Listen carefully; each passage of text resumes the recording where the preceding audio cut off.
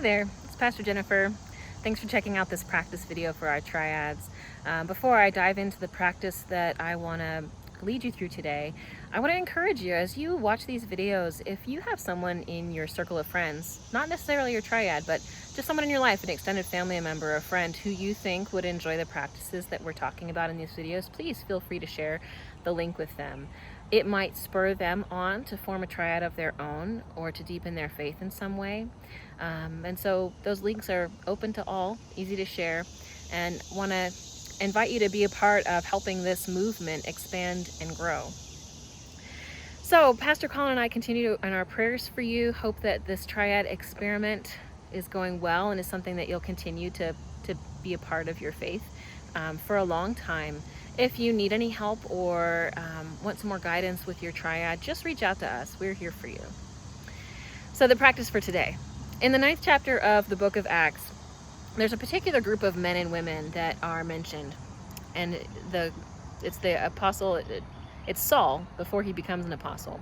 But when he's featured in the story as an adversary of the faith, he is in pursuit of this group. The Hebrew word is the halcha. That Hebrew word is translated into English as the way. So it's those who were practicing the way, which is what early Christians called their religion. There's other references that use the same Hebrew word in other parts of the New Testament.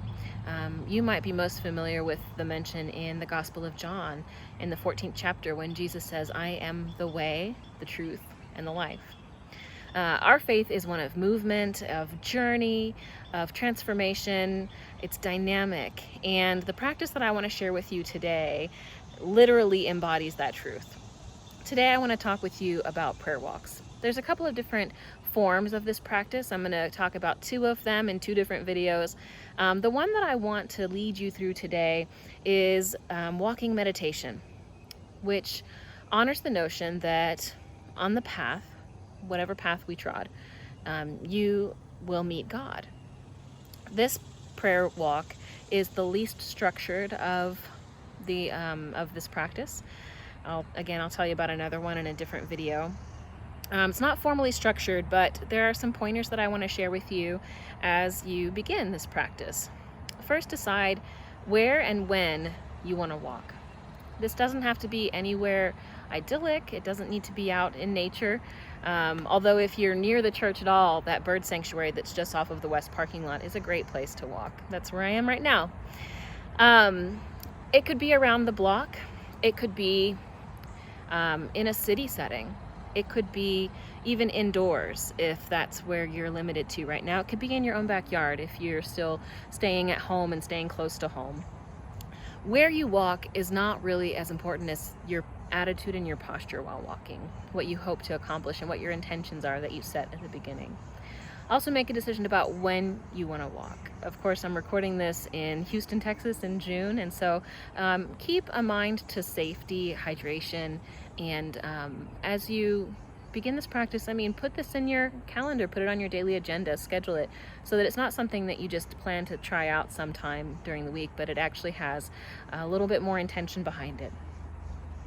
So the other thing that I want to offer to you as a pointer as you begin this practice is to bear in mind your breathing. As you begin the practice, breathe in gratitude, offer a prayer perhaps for the gift of breath. We read in the book of Genesis that when God formed humans, God breathed the breath of life into us. And so offer a prayer of thanks that we are filled with the very breath, the very spirit of God. And that is what fills our lungs and makes our bodies work the way that they do.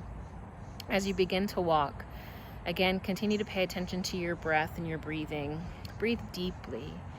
And as you breathe in, maybe take 3 steps as you breathe in deeply, maybe 4, depending on the length of your gait.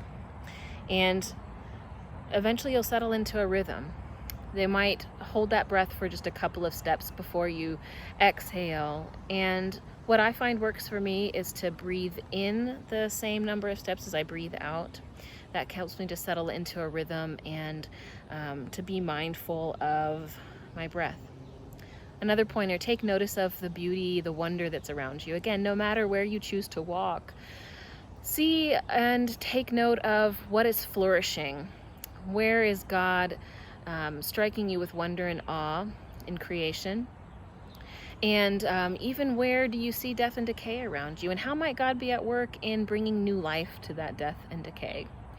As you walk, take note, are there people around you? If you're walking in a neighborhood, are there kids playing nearby?